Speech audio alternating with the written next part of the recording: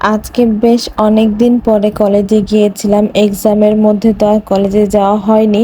আর যেহেতু আমরা ফাইনাল ইয়ারে ছিলাম সেহেতু ক্লাস সেভাবে করা হয়নি। আর আমার বাচ্চার জন্য আমি তো একদম ক্লাস করতে পারিনি লাস্ট ইয়ারে এসে।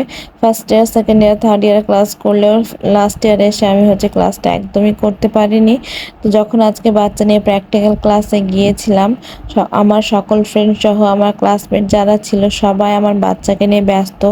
এর কাছে যায় একবার, ওর কাছে যায় একবার, মানে আমার বাবু পুরো হিমশিম খেয়ে গেছিল যে কার কাছে যাবে। ও তো লাস্টের দিকে সে ভয় পেয়ে গেছিল।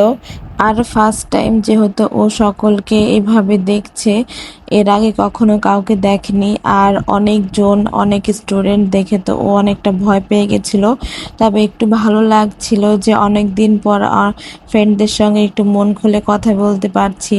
বাবুকে নিয়ে গেছি, কখনো কতক্ষণ ক্লাস হবে না হবে সেটা জানতাম না, সেই জন্য বাবুকে সঙ্গে নিয়ে গিয়েছিলাম।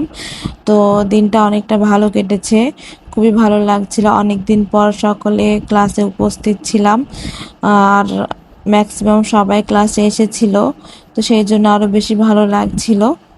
তো আজকের ব্লগটা আমি এখানেই শেষ করছি।